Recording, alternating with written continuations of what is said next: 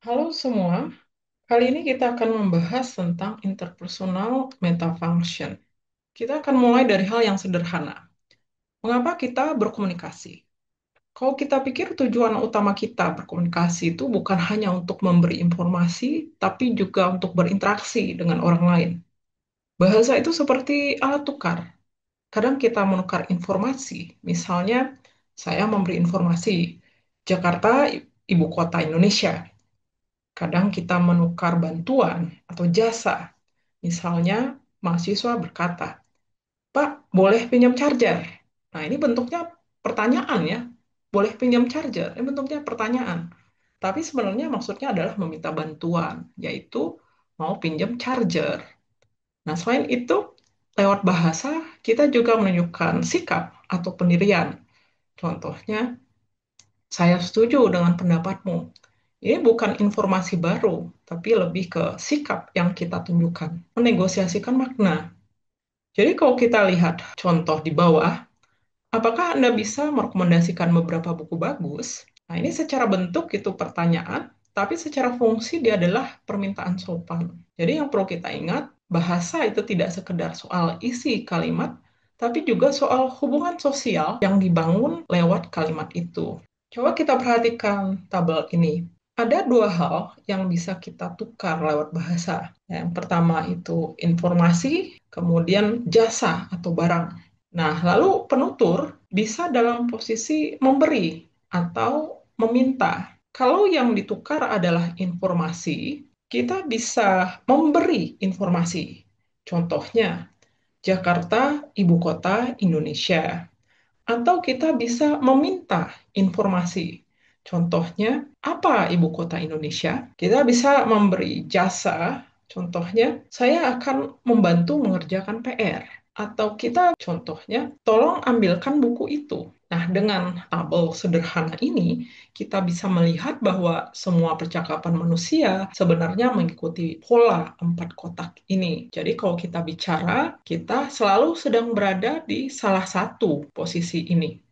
Setiap kalimat itu kita bisa lihat dari dua sisi. Yang pertama itu dari mood. Mood itu adalah bentuk kalimat, cara kalimat itu disusun. Misalnya deklaratif, interrogatif, atau imperatif. Kemudian fungsi ujaran atau speech function. Apa tujuan sosialnya? Misalnya memberi info, bertanya. Contoh pertama, kita hampir sampai. Ini bentuknya deklaratif. Fungsinya pernyataan, yaitu memberi informasi. Contoh kedua, apakah ini tempatnya? Bentuknya interrogatif, fungsinya pertanyaan, yaitu meminta informasi. Contoh ketiga, tolong berikan tanganmu. Nah, bentuknya imperatif, fungsinya juga perintah, yaitu meminta tindakan. Dan contoh keempat, menunjukkan bahwa bentuk dan fungsi itu tidak selalu sama. Mau saya ambilkan minum? Nah, bentuknya pertanyaan, ya interrogatif, tapi fungsinya bukan bertanya, melainkan menawarkan bantuan. Nah, jadi penting untuk kita membedakan antara bentuk kalimat atau mood-nya dengan fungsi ujaran atau speech function-nya. Bentuknya bisa sama, tapi fungsinya bisa berbeda, dan itu tergantung pada konteks. Perhatikan contoh kalimat ini ya. Kita hampir sampai. Kalimat ini hanya memberi informasi kepada lawan bicara. Bentuk kalimatnya disebut deklaratif, yaitu kalimat biasa yang menyampaikan fungsinya adalah pernyataan, yaitu memberi informasi. Jadi kalau kita menemui kalimat deklaratif ya, biasanya fungsinya adalah pernyataan, sekedar menyampaikan informasi tanpa meminta apa-apa. Nah, kalau contoh berikut ini, apakah ini tempatnya? Nah, kalimat ini tidak memberi informasi, tapi justru meminta informasi. Bentuk kalimatnya itu disebut interrogatif, yaitu kalimat tanya. Dan fungsinya adalah pertanyaan, yaitu meminta informasi. Jadi, kalau kita gunakan kalimat interrogatif, ini tujuan sosialnya biasanya adalah pertanyaan. Nah, dan kita meminta orang lain untuk menjawab. Kalimat berikutnya adalah tolong berikan bukumu. Kalimat seperti ini tidak memberi informasi dan juga tidak meminta informasi, tapi justru meminta orang lain melakukan sesuatu. Bentuk kalimatnya disebut imperatif, yaitu kalimat perintah. Fungsinya adalah perintah, yaitu meminta tindakan. Nah, perintah ini bisa disampaikan dengan berbagai cara langsung. Misalnya, tolong tutup pintu itu dengan kata tolong. supaya lebih sopan kedengarannya. Jadi kalimat imperatif itu biasa dipakai di fungsi perintah, meminta orang lain untuk melakukan sesuatu. Nah, selanjutnya penawaran. Penawaran ini istimewa karena bentuk kalimatnya itu bisa berbeda-beda, tapi fungsinya sama, yaitu menawarkan bantuan. Mari kita lihat contohnya. Yang pertama itu adalah deklaratif. Saya akan mengantarmu ke sekolah besok. Nah, bentuknya ini pernyataan, tapi maksudnya adalah menawarkan jasa, yaitu mengantar ke sekolah. Kemudian interrogatif. Mau saya ambilkan minum? Nah, bentuknya pertanyaan, tapi maksudnya bukan untuk mencari informasi, tapi untuk menawarkan bantuan. Kemudian, imperatif. Ambillah kursi ini untuk duduk. Nah, bentuknya perintah, tapi sebenarnya maksudnya itu adalah untuk menawarkan kursi. Jadi, walaupun bentuk kalimatnya berbeda, fungsinya tetap sama, yaitu penawaran, memberi sesuatu atau menawarkan bantuan kepada lawan bicara. Jadi, bentuk kalimat itu atau mood itu tidak selalu sama dengan fungsi ucaran atau speech function. Ya, kita lihat contoh berikutnya. Rekomendasikan beberapa buku. Secara bentuk dia imperatif, tapi fungsinya juga perintah. Ini contoh perintah paling langsung. Kemudian, bisakah Anda merekomendasikan beberapa buku? Nah, bentuknya interrogatif, seolah-olah pertanyaan, ya, tapi fungsinya bukan untuk mencari informasi. Fungsinya tetap perintah, hanya saja disampaikan dengan lebih sopan. Saya bertanya-tanya, apakah Anda bisa merekomendasikan beberapa buku? Ini bentuknya deklaratif, kelihatannya seperti pernyataan biasa, tapi maksud sebenarnya itu tetap sama, yaitu permintaan. Nah, hanya saja ini lebih halus, ya, lebih sopan lagi. Nah, dari ketiga contoh ini, kita bisa lihat bahwa satu fungsi, misalnya perintah, itu bisa diucapkan dengan berbagai bentuk kalimat. Bisa dengan imperatif, interrogatif, atau deklaratif. Pilihan bentuk ini dipengaruhi oleh konteks sosial, siapa lawan bicara kita, seberapa akrab, seberapa formal, dan seberapa sopan kita ingin terdengar. Jadi yang penting itu bukan hanya bentuk kalimatnya, tapi juga maksud sosial di balik kalimat itu. Inilah yang dimaksud bahwa bentuk itu tidak sama dengan fungsi dalam fungsi interpersonal bahasa. Sekarang kita lihat struktur sebuah klausa. Dalam SFL, klausa itu dibagi menjadi dua bagian utama. Pertama itu mood, yang kedua adalah residue. Nah, di sini berbeda ya dengan mood yang tadi. Di sini berbeda. Nah, pertama mood yang kita bahas pada konteks ini adalah bagian dari inti klausa yang terdiri dari subjek dan finite. Pengertian mood dalam konteks ini. Bagian inti klausa yang terdiri dari subjek dan finite. Nah, subjek itu adalah orang atau benda yang sedang dibicarakan. Misalnya pronomina itu semua bisa menjadi subjek. Saya, dia, mereka, anak itu, dan lain sebagainya. Nah, kalau finite ini adalah penanda waktu atau kepastian. Jadi dia adalah kata yang bisa mengikat klausa itu ke waktunya, ke kewajiban, atau ke kemungkinan. Misalnya sudah, akan, harus, mungkin. Nah, itu adalah mood. Mood terdiri dari subjek dan finite.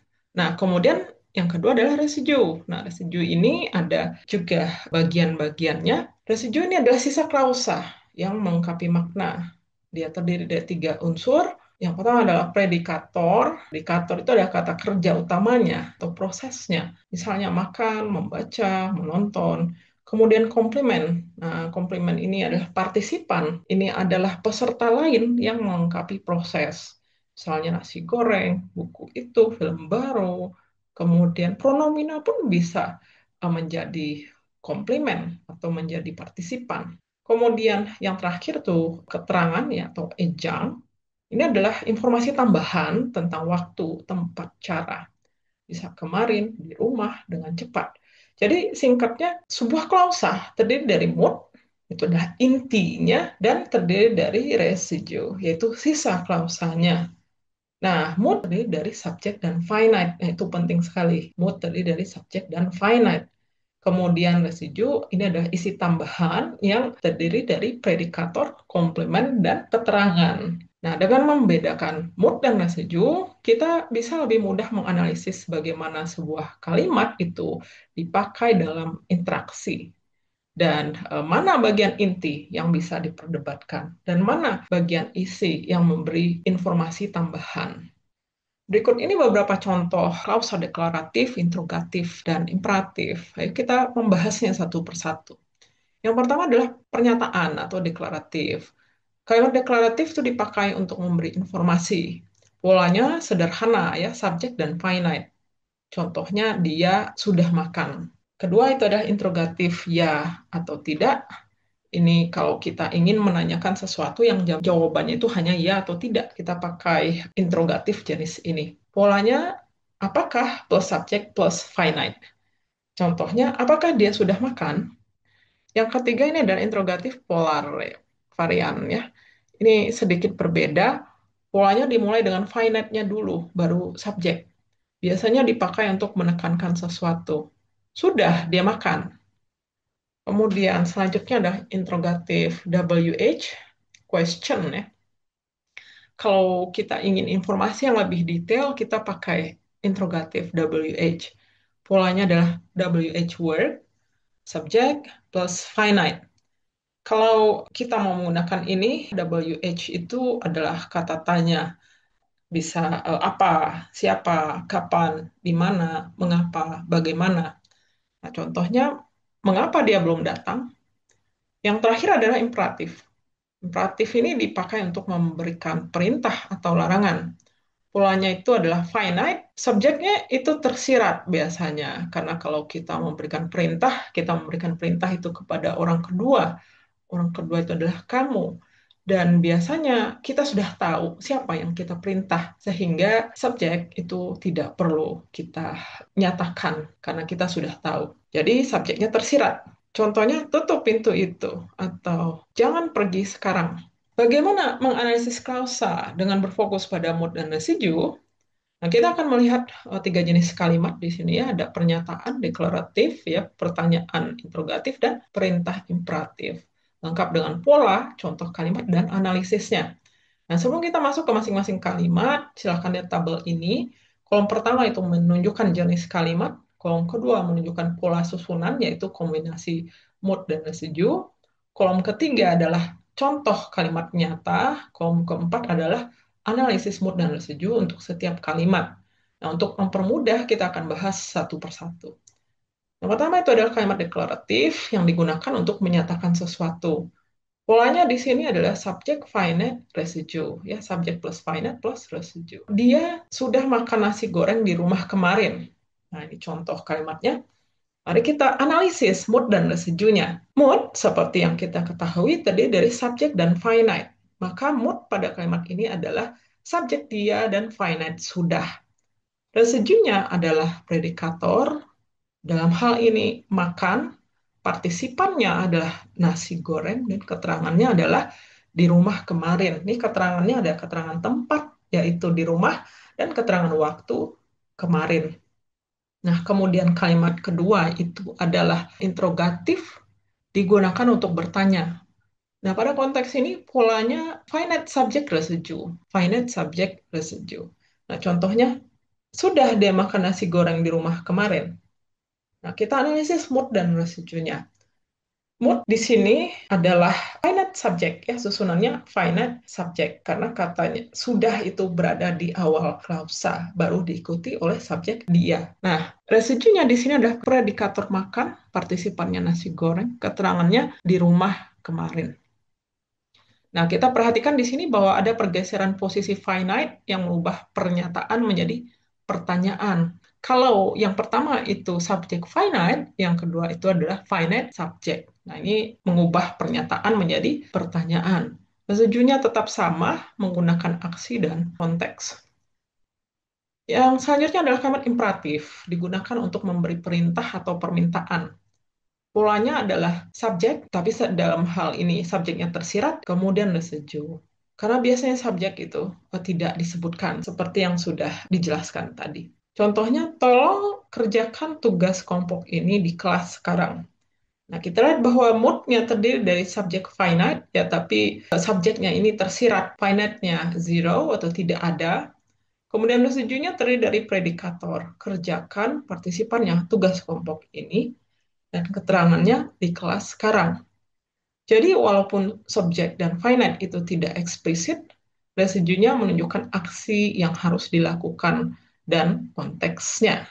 Sekarang mari kita perhatikan tabel ini yang menampilkan hubungan antara subjek, finite, dan predikator. Ini dalam klausa deklaratif. Struktur dasar klausa deklaratif itu selalu mengikuti pola subjek, finite, predikator. Nah, subjek itu adalah peserta utama atau yang dibicarakan. Finite itu adalah bagian kecil dari kata kerja yang menghubungkan klausa ke waktu, aspek, atau modalitas. Nah, predikator adalah kata kerja utama yang menunjukkan proses atau tindakan. Sekedar mengingatkan saja. Baik, kita masuk ke contohnya satu persatu. Yang pertama, dia sudah makan. Subjeknya adalah dia, orang yang menjadi topik utama. Finite-nya sudah, ya, ini adalah penanda aspek bahwa tindakan yang sudah selesai. Predikatornya adalah makan, tindakan yang dilakukan. Kalimat ini adalah klaim bahwa tindakan makan itu sudah dilakukan. Bagian mood di sini adalah dia sudah, kemudian residunya adalah makan. Mereka menonton. Nah, subjeknya mereka, ini adalah kelompok orang yang dibicarakan, finite-nya akan. Ini adalah penanda waktu masa depan. Predikatornya adalah menonton. Ini adalah tindakan yang akan dilakukan. Nah, klausa ini adalah klaim tentang rencana di masa depan. Jadi bagian moodnya adalah mereka akan, predikatornya menonton. Kemudian saya bisa menyelesaikan. Subjeknya adalah saya, penutur kalimat, finite-nya adalah bisa. Ini adalah penanda modalitas tentang kemampuan. Saya bisa, saya mampu. Nah, predikator menyelesaikan tindakan yang bisa dilakukan. Klausa ini adalah klaim tentang kemampuan. Moodnya adalah saya bisa, predikatornya adalah, atau residunya adalah menyelesaikan. Dari contoh ini kita bisa simpulkan bahwa subjek finite itu selalu membentuk mood, yaitu inti klausa yang bisa dipertanyakan atau diperdebatkan. Predikator itu masuk ke residu, predikator itu masuk ke residu, yaitu bagian yang berisi proses atau tindakan yang dilakukan. Dengan memisahkan subjek, finite, dan predikator ini, kita bisa memahami klausa bukan hanya dari sisi makna leksikal atau dari isi, tapi juga dari sisi fungsi interpersonalnya. Bagaimana penutur menyampaikan klaim yang bisa diterima, ditolak, atau dipertanyakan oleh lawan bicara. Sekarang kita lihat tabel kalimat imperatif dengan analisis lengkapnya. Yang pertama, kerjakan tugas itu. Nah, dalam imperatif, sekali lagi diingatkan bahwa subjeknya itu tersirat. Kemudian finite-nya tidak ada. Jadi, kerjakan tugas itu, subjek tersirat, finite-nya tidak ada. Predikatornya kerjakan. Nah, residunya adalah tugas itu. Perintah ini jelas ya untuk mengerjakan sesuatu. Yang kedua, bantu saya. Nah, subjeknya kamu, tapi tersirat, finite-nya tidak ada, predikatornya bantu. Nah, residunya adalah saya. Ini ada permintaan langsung untuk meminta bantuan. Kemudian, duduk di kursi itu sekarang. Subjeknya tersirat, finite-nya zero atau tidak ada, predikatornya duduk. Residunya di kursi itu. Residunya di sini adalah keterangan ya, keterangan tempat dan waktu. Kalimat deklaratif yang lengkap ini kita bisa lihat pada slide ini. Ini menunjukkan semua unsur, mood dan residue. Nah, kita lihat mood itu terdiri dari subjek finite. Dalam kalimat guru sudah menjelaskan materi itu dengan jelas di kelas kemarin. Moodnya atau subjek finite-nya adalah guru sudah. Residunya menjelaskan materi itu dengan sangat jelas di kelas kemarin. Nah, kita lihat predikatornya menjelaskan, kemudian ada partisipan, materi itu ada keterangan cara dengan jelas, keterangan tempat itu di kelas, dan keterangan waktu kemarin. Jadi ini semua residu. Dengan tabel ini kita bisa melihat bahwa struktur klausa itu terdiri dari komponen inti yang menyampaikan mood, kemudian komponen tambahan yang memberi isi atau detail atau konteks yang namanya residu. Jadi ini kalimat klausa terdiri dari mood dan residu. Mood terdiri dari subjek finite, guru sudah, residu terdiri dari, di sini adalah predikator, komplement, dan terangan. Ini adalah cara kita menganalisis sebuah klausa. Nah, kemudian untuk ejang ya atau keterangan. Nah, keterangan itu bisa ditempatkan dimanapun. Nah, ini pada contoh ini keterangannya diletakkan di depan pada posisi awal. Jadi dengan jelas guru sudah menjelaskan materi itu di kelas kemarin. Ini bisa saja diubah karena ejang atau keterangan ini bisa di mana saja. Kita bisa mendapatkan kalimat seperti di kelas, guru sudah menjelaskan materi itu dengan jelas kemarin. Atau kita mau kata kemarinnya yang di depan, bisa juga. Kemarin, guru sudah menjelaskan materi itu di kelas dengan jelas. Nah, jadi khusus untuk keterangan, dia bisa ditempatkan di mana saja dan dia fleksibel. Nah, walaupun nanti seperti pada contoh ini, keterangan cara dengan jelas ini berada di depan, tetap saja dia adalah residu. Bukan berarti ketika dia di depan, dia kemudian berubah menjadi mood. Tidak, dia tetap sebagai residu. Mood tetap subjek finite dimanapun dia berada. Selanjutnya modality. Di sini kita akan mempelajari modality dalam bahasa Indonesia ya, bagaimana kata-kata seperti tidak, mungkin, nah, harus itu bisa menunjukkan kepastian, kemungkinan, kewajiban. Dan semua bagian modalitas ini terletak pada bagian finite. Modalitas, sekali lagi modalitas itu letaknya di bagian finite. Oke, kita cek contoh pertama. Dia datang. Subjeknya adalah dia, finite-nya kosong, ya zero, tidak ada finite. Sekali lagi, bahasa Indonesia berbeda dari bahasa Inggris. Kalau bahasa Inggris itu akan selalu ada finite, finite-nya selalu ada. Kalau bahasa Indonesia itu bisa saja tidak ada finite. Ini contoh yang tidak ada finite. Subjeknya dia, finite-nya zero atau kosong, predikatornya datang, mood-nya itu adalah dia, residunya adalah datang. Nah, maknanya ini adalah klausa positif, faktual, sederhana, dan tanpa modalitas. Ya, tidak ada modalitas di sini. Kalau ada modalitas, maka dia ditempatkan pada posisi finite di sini. Ya, ini kalimat yang tanpa modalitas. Oke, kita lihat contoh kedua. Dia tidak datang. Nah, subjeknya dia, finite-nya tidak. Ya, kita lihat bahwa modality itu diletakkan pada finite, posisi finite-nya di sini, di bagian finite. Finite-nya tidak, tidak adalah penanda negatif. Predikatornya adalah datang. Nah, mood-nya itu adalah subjek finite, dia tidak. Residunya adalah datang. Nah, maknanya adalah ini klausa negatif. Proses datang itu tidak terjadi. Nah, kita bisa mengetahuinya dari finite-nya di sini adalah kata tidak. Ya, contoh ketiga, dia mungkin datang. Nah, di sini subjeknya dia, finite itu diisi oleh modality, modalitas, yaitu kata mungkin. Nah, mungkin ini menunjukkan modality epistemik ya, atau kemungkinan. Di sini predikatornya adalah datang. Nah, kita analisis mood dan residunya. Mood dia mungkin, residunya datang.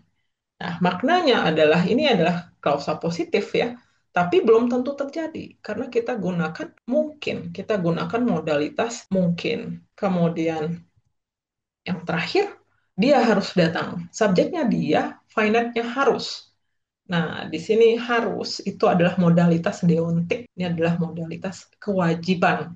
Predikatornya adalah datang. Nah, kita analisis mood residunya. Dia harus ya subjek finite untuk moodnya, residunya adalah datang. Nah, maknanya adalah klausanya positif dan mengandung kewajiban. Ya, ini adalah kata harus.